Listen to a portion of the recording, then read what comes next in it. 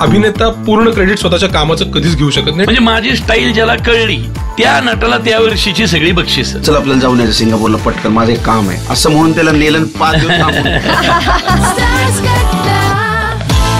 नमस्कार. स्टार्स कट्ट्यावरती आज आपल्यासोबत आहे ती स्टार मंडळी ज्यांनी आपल्याला सुपरहिट चित्रपट दिलेला आहे आणि त्याचबरोबर साहेबांच्या हिंदुत्वाची गोष्ट आपल्याला सांगितलेली आहे. धर्मवीर हा चित्रपट आपण पाहिलाय आणि आता धर्मवीर 2 येणार आहे आणि त्या संदर्भातच विशेष गप्पा होणार आहे चित्रपटातील कलाकार मंडळींसोबत.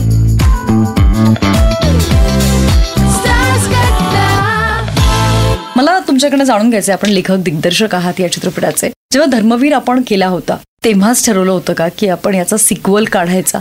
कारण काय होतं की चित्रपट जेव्हा संपतो तेव्हा मंगेश सर तिथे येतात पत्रकार म्हणून आणि ते म्हणतात की तब्येत तर सुधारत होती, कागदपत्र जळालेत, मग नेमकं झालं कसं आहे, याच्या मागचं काय? हे बघ कसं आहे माहितीये का, ज्यावेळी भाग 1 केला त्यावेळी भाग 2 करणार हे जग जाहीर होतं. आणि जो प्रश्न तू विचारतीयस तो काय मला पडलेला प्रश्न नाही किंवा दातेला किंवा मंगेशला पडलेला प्रश्न नाही. ही कुजबूज त्यावेळी पण संपूर्ण महाराष्ट्रात होती, अजूनही ती आहे. ती खरी खोटी का वदंत आहे नुसती, हा सगळाच एक प्रश्नचिन्ह आहे संपूर्ण महाराष्ट्रात.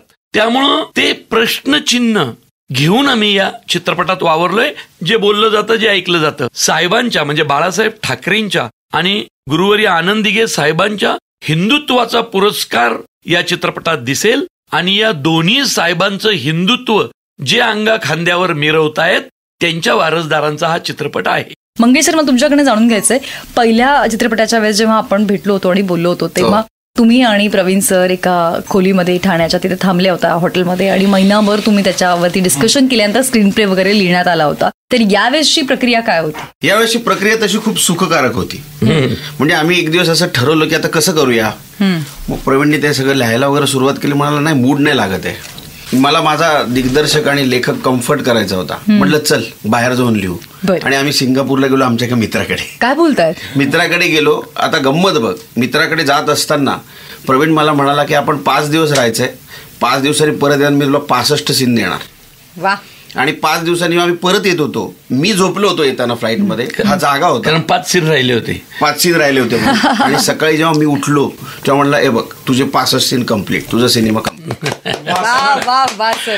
कारण सिंगापूरला गेलो होतो पण सिंगापूर मला दिसलं फक्त विमानातनं उतरताना आणि चढताना, बाकी मी मित्राच्या फ्लॅटमध्येच होतो.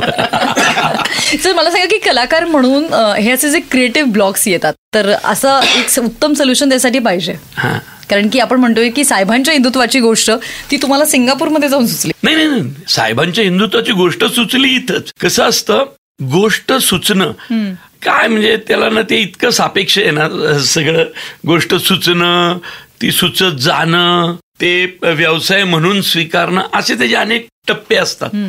सुचलेली गोष्ट कागदावरती एका मागून एक अशा पद्धतीने उतरवणं जी पाहताना प्रत्येक क्षणाला अंगावर रोमांच आला पाहिजे. मुळशी पॅटर्न पाहताना तो रोमांच आलाय तुमच्या अंगावर, देऊळ बंद पाहताना आलाय, सरसेनापती हंबीरराव पाहताना आला, धर्मवीर पहिला भाग पाहताना आला. आता जबाबदारी अशी होती की हे माझं 5वं पुष्प होतं. थोडक्यात 5वा सिनेमा होता. माझे 4ही सिनेमे सुपरहिट गेलेत. 5वा देऊन मला एक माझं ते पंचक पूर्ण करायचंय आणि ते 100% पूर्ण होणार. कारण मी आजवर बनवलेल्या सिनेमातले 2 पावलं पुढे जाऊन हा चित्रपट पाहताना अंगावर काटा येईल. क्या बात आहे. नाही आणि तू म्हणालीस ना, मी तुला सांगतो, हा आहे ना प्रवीण, म्हणजे मी असा दिग्दर्शक किंवा असा लेखक आजपर्यंत बघितलेलाच नाही. मी आता एवढ्या लोकांबरोबर अभिनेता म्हणून काम केलेलं. हा एकदा झोकून देतोय ना, तो झोकून देतो. जेव्हा धर्मवीर 2 करायचं ठरलं होतं, धर्मवीर 2 हे धर्मवीर 1 संपताच ठरलं होतं. कारण त्यावेळेला इतक्या गोष्टी दाखवायच्या राहून गेल्या होत्या, ह्या नुसत्या ठेवायच्या नाहीत, ते परत लोकांसमोर आणायच्या हे ऑलरेडी ठरलं होतं. पण मध्ये त्यांनी अजून एक प्रोजेक्ट घेतला होता प्रवीणने आणि तो प्रोजेक्ट त्याचा सुरू पण झाला होता. पण त्याचं इतकं प्रेशर होतं त्या प्रोजेक्टचं त्याच्यावर, कारण तो त्याला कम्प्लीट करायचा होता. तो कम्प्लीट त्याने केला. पण माझं टार्गेट काय होतं की मला शूटिंग सुरू करायचं होतं लवकरात लवकर, कारण माझ्या पुढचे पण बरेच प्रोजेक्ट अडकलेले होते. मी प्रवीणला म्हणलं, प्रवीण हा प्रोजेक्ट संपल्याबरोबर तुझा आपल्याला धर्मवीर 2च्या कामाला लागायचं. पण एकंदरीत त्याचा मला मूड किंवा त्याचा स्ट्रेस असा दिसला की हा जर पुण्यात राहिला किंवा हा जर मुंबईत राहिला तर आम्हाला सापडू शकणार नाही. ओके. मग ह्याला अशा ठिकाणी घेऊन गेलं पाहिजे जिथं तो पटकन नाही येऊ शकत. कारण एक सिनेमा झाला की मी गावाला पळून जातो, हा मुळशीला जातो माझ्या शेतावर.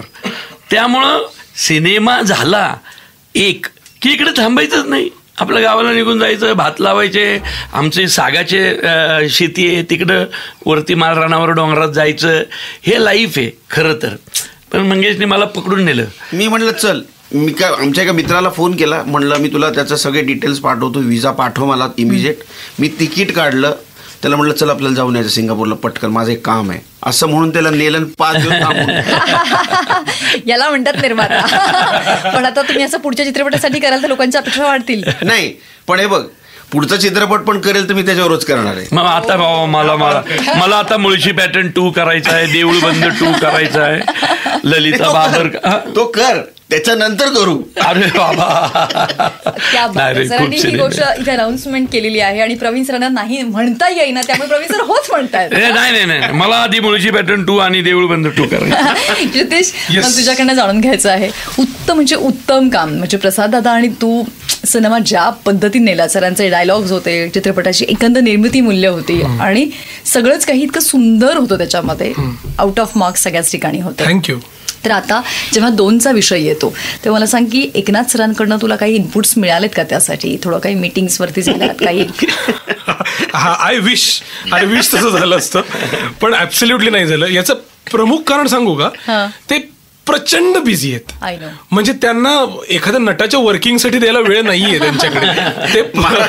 त्यांना महाराष्ट्राचं वर्किंग बघायचंय. पण सोबत राहून थोडंसं काहीतरी ऑब्झर्व करता येईल असा प्रयत्न नाही. ते पार्ट 1च्या वेळेला मी जरा 1-2दा ते सेटवर आले तेव्हा प्रयत्न केला होता आणि नंतर काही ना काही निमित्ताने कुठल्या तरी कार्यक्रमात, इव्हेंटला असे भेटले. सो माझ्यासाठी तो सिलेबस आहे, त्यांचे व्हिडिओज हा सिलेबस आहे. आणि मुख्य म्हणजे मंगेशजींसारखी लोक जी त्यांच्याबरोबर काम करतात खूप काळ, हे माझं सिलेबस आहे.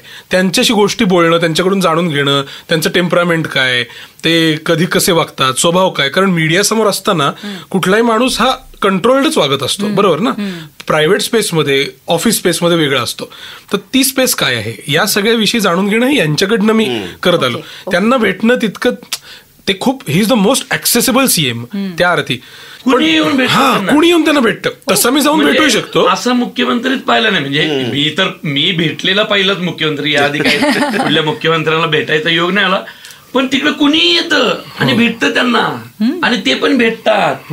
रस्त्यावर गाड्यांचा ताफा चाललाय तर मध्येच गाडी थांबते. शेवटी ते आनंद सरांची जी परंपरा आहे. ऍब्सोल्युटली. अगं तू कधीही त्यांच्या ठाण्याच्या घरी किंवा आता वर्षा बंगल्यावर, बरं एकदा त्यांचं एक स्थिर घर नाही, कुठूनही हॉपिंग करत असतात ते. आपण कधी शॉपिंग मॉलला जातो वेगवेगळं, तसं ते घर असं हे करत असतं. कारण सगळीकडे जनतेची अशी गर्दी झालेली असते. मी नागरिक म्हणून तर बातम्या बघतच असतो, राजकारणात काय चाललंय बघतच असतो, पण भूमिकेच्या निमित्ताने वेगळ्या दृष्टिकोनाने या सगळ्याकडे पाहण्याची संधी मला मिळाली आहे. त्यामुळे ते जे काही समोर वागत असतील ते माझ्यासाठी ऍसेट आहे. आणि तू प्रवीण सरांबद्दल जे बोललीस ना, मी तुला खरं सांगतो, ते फसवतात कसं तुला सांगतो. He makes it look so easy.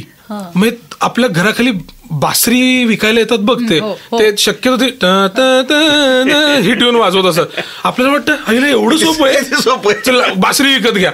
तसं त्यांना डायलॉग सुचतात, तसं त्यांना सीन सुचतात. ते सांगताना सांगतात, सीन काय आपण सेटवर करू रे, तो काय प्रॉब्लेम नाही रे.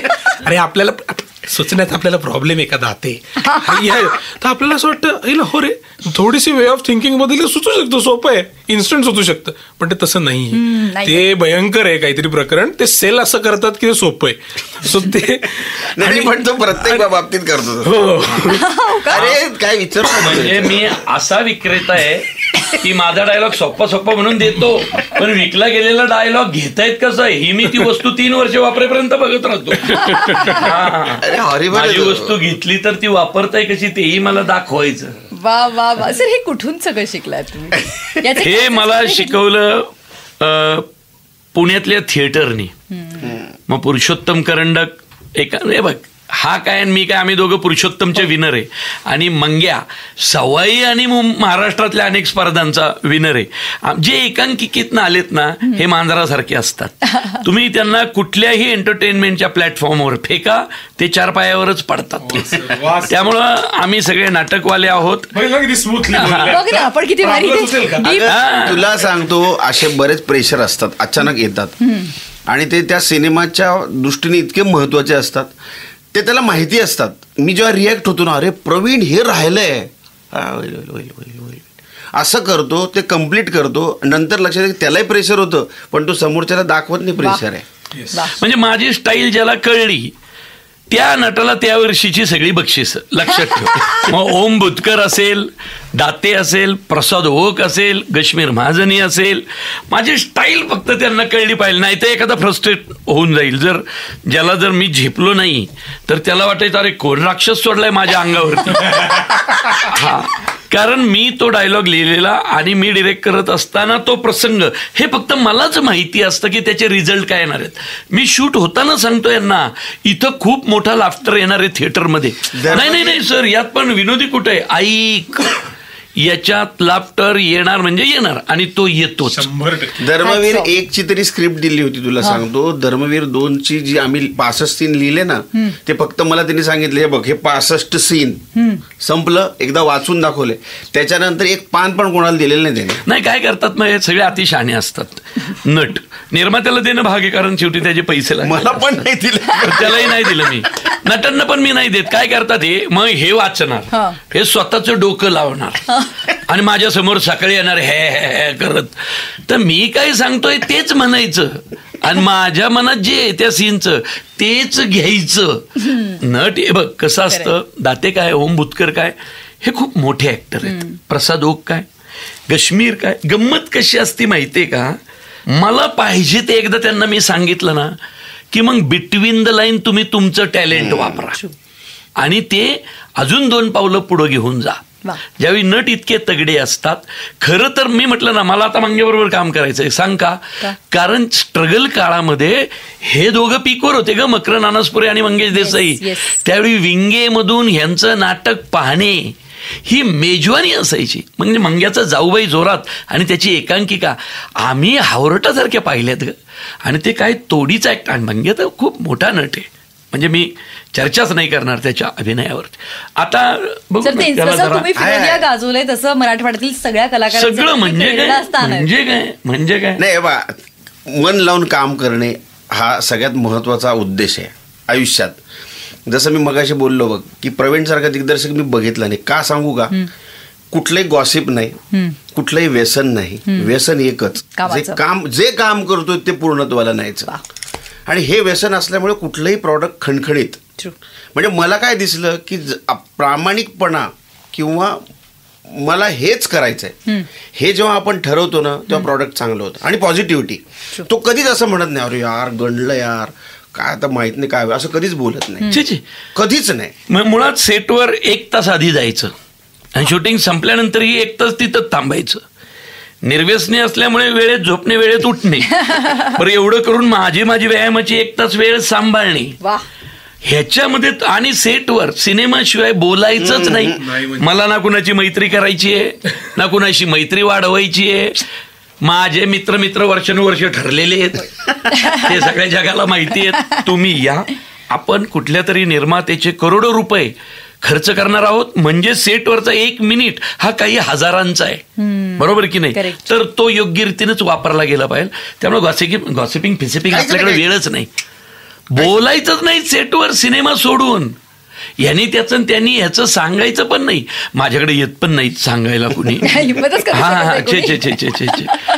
कुणाचे तर निर्मात्याचे पैसे योग्य रीतीनेच वापरले गेले पाहिजे. खूप भारी. आणि मला असं वाटतं की केवळ आपण म्हणूयात की वातावरण निर्मिती करणं तेव्हा शक्य होतं जेव्हा आपल्यावरती तो संस्कार असतो. आणि खूप महत्वाचा आहे. आणि मला असं वाटतं की हा संस्कार आलेला आहे तुमच्या रंगभूमीमधनं. कारण की तिथे आपण प्रत्येक काम करतो, वेळ माहिती असते आणि टायमिंग सगळ्यांना माहिती असते की जरा गणलं तर खरंच आहे, सिन्सिरिटी असते. आजपर्यंत व्हॅनिटी देतात, व्हॅनिटी कधीच त्याच्यावर दिग्दर्शक लिहिलेलं असतं. मी आजपर्यंत गेलो नाहीये व्हॅनिटी. म्हणजे मी एवढे सिनेमे केले, मी व्हॅनिटीत जाऊन बसलोच नाही कधी. 5 मिनिटं बसलोय, रेस्ट केली. नाही होतं कसं, मी जर अर्धा तास जरी व्हॅनिटीत गेलो तर इथं युनिट लूज पडू शकतं. ज्यावेळी हा बाबाच इथं बसलाय, शक्यच नाही, हलूच शकत नाही. 12 तास 14 तास हा इथंच आहे, तर दुसरे कसे डेअरिंग करतील. त्यामुळे ते व्हॅनिटी ह्याला मी तर कित्येक म्हणतो माझं नाव लिहित पण नका जाऊ आर्टिस्टला, कारण ह्यांना गरज असते, मेकअप केलेला असतो, ह्यांना आतमध्ये थोडी रेस्ट लागते, वर्किंग करावं लागतं. तर नटासाठी व्हॅनिटी योग्य आहे, टेक्निशियनसाठी किंवा रायटर डिरेक्टरसाठी व्हॅनिटी हे चांगलं काम नाही, ते निर्मात्याचा पैसा वाया घालवण्याचं काम आहे. ही गोष्ट कोणाला तरी हर्ट पण होऊ शकते काही लोकांना. नाही, ज्यांना होईल त्यांना होईल. पण मला नाही वाटत मराठीत कुठला डिरेक्टर आहे जो असं बसतात. मराठीत बऱ्यापैकी डिरेक्टर हे असेच असतात, सेटवर थांबणारे कित्येक, कारण आपल्याकडं बजेट कमी असतं, दिवस कमी असतात, त्यामुळे मराठीतला प्रत्येक रायटर डिरेक्टर हा झपाटूनच काम करत असतो. अमेझिंग. क्षितिज, तुझ्याकडनं मला जाणून घ्यायचंय, हे म्हणजे असे ठार वेडी माणसं आहेत कामाच्या बाबतीत, आणि तुझ्यावरती ऑफकोर्सच काम करताना संस्कार यांचे झालेले आहेत, त्यांच्याकडनं बघत बघत आपण मोठे होतोय. खूप लर्निंग्स असतात रे, काय काय घेऊ आणि काय काय नाही. मला स्पेशली डायलॉग्सच्या बाबतीत म्हणायचंय, ते जे सांगतात, जो रिझल्ट अभिप्रेत असतो तो तसाच्या तसा बाहेर येतो. हे एकदा कळल्यानंतर 100% सरेंडरन्सची आपल्याला सवय लागते. म्हणजे कुठलाही डायलॉग हा त्यांना स्वल्पविरामही चुकलेला चालत नाही. त्यांना म्हणतात ते, आणि हा शब्द कस काय म्हणलास तू आता, आणि असं लिहिणारच नाही मी इकडं, काहीतरी या मूर्ख लेखकाने विचार करून लिहिला असेल ना, असं म्हटल्यानंतर आपलं दमकच नाहीये काही इम्प्रोव्हाइज करण्याची किंवा काही सुचवण्याची. पण अर्थात ते त्यांच्या शिअर कॉन्फिडन्स मधनं येतं. आणि मंगेश सर जे म्हणले ते बरोबर आहे. कधीच मी सरांचा असं लूज मोमेंट पाहिलेलं नाही की काय करायचं रे इथे, नाही, 1000% क्लॅरिटीने येतात, ते एक्झिक्यूट करतात, घरी जातात. हा मुद्दा आहे. आणि हे बघ, तू मगाशी माझ्या कामाबद्दल किंवा हेही म्हणालीस, कौतुक केलंस. एका ना मी कार्यक्रमात नसीरजींचं एक वाक्य ऐकलं होतं, जे खूप माझ्या डोक्यात, काही वाक्य अशी बसतात ना डोक्यात. ते म्हणले होते, ऍक्टर कभी सेटअप से बडा नाही हो सकता, जे खूप महत्वाचं आहे. हे जे काही अभिनेत्याचं माझं, की आता लोक मला म्हणतात तू सेम शिंदेसाहेब दिसतोस रे, तर ते माझं क्रेडिट नाहीये, ते विद्याधर भट्टे जे रंगभूषाकार आहेत, कॉस्ट्युम डिझायनर, यांचं क्रेडिट आहे. मी जी वाक्य म्हणताना जे इफेक्ट तयार होतो ते लिखाणाचं क्रेडिट यांचं आहे. ते फ्रेम आणि लाइटिंग जे होतं ते डीओपीचं क्रेडिट आहे. ही सगळी व्यवस्था उभी करणं हे निर्मात्याचं क्रेडिट आहे. या सगळ्यानंतर नट दिसतो आणि म्हणतात लोक की अरे काय भारी केलंयस तू. So it is acting is a team work, it is a big team work. So मी कधीच कुठल्या नाटकात निराळं असतं थोडंसं, पण सिनेमात अभिनेता पूर्ण क्रेडिट स्वतःच्या कामाचं कधीच घेऊ शकत नाही आणि घेऊ नये. सो जे काही तुला आवडलं असेल ते टीमवर्क आहे. आणि मग अर्थात काही अंशी माझं कॉन्ट्रीब्युशन असेल की मी ते एक्झिक्यूट करण्यात यशस्वी झालो असेल काही प्रमाणात. जे काय 2 मिनिटाचा ट्रेलर आहे त्यात एकच माझं वाक्य आहे, 20 वर्षांपूर्वी याच ठाण्यात एक दाढीवाला बेसावध होता, पण जाताना दुसऱ्या दाढीवाल्याला सावध करून गेलाय.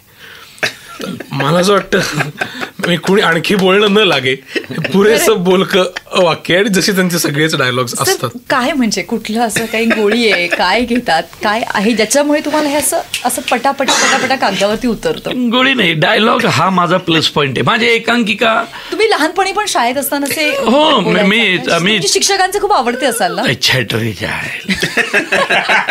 म्हणूनच चांगला लेखक झाला. माझ्या चेहऱ्यावरून तुला वाटतंय हा पोरगा शाळेत कुणाचा आवडता असेल?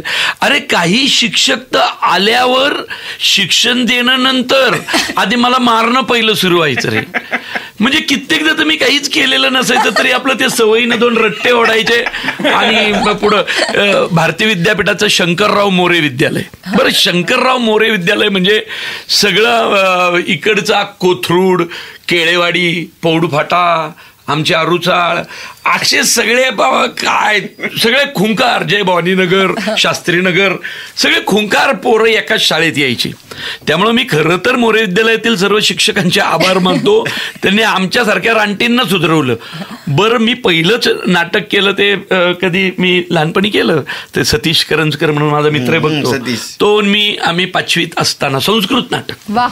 त्यामुळं काय मजा, डायलॉग सुचणं हे त्या तिथून. उदाहरणार्थ लहानपणी गावाला शेतावरच असायचो ना खूप वेळ, तर पावसाळ्यात कसं भात हे पावसाळी पीक आहे, पण थंडीत सुद्धा ज्वारी पेरायचे.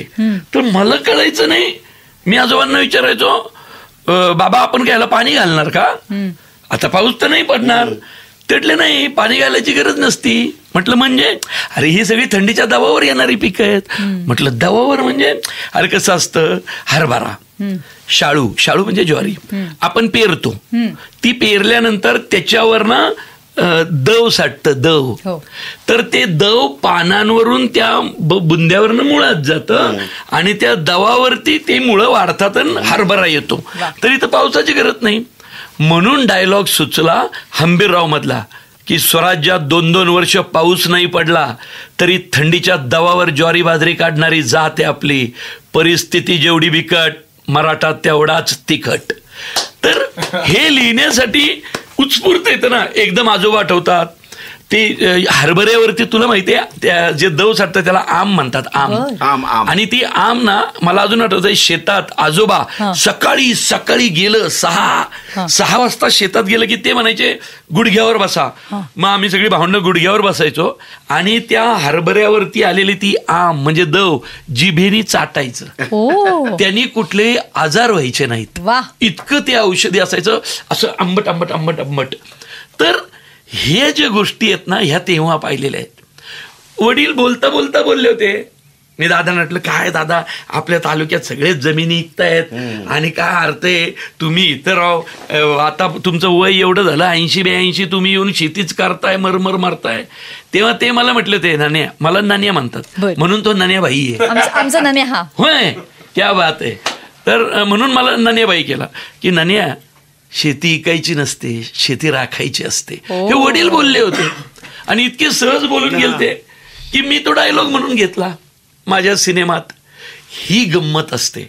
किंवा काय ते आपल्या नाही कुठला काय हिंदुत्व, सांगा ना काय हिंदुत्व, आता जाम चर्चा चालू याची. काय हिंदुत्व सांगा ना, काय हिंदुत्व.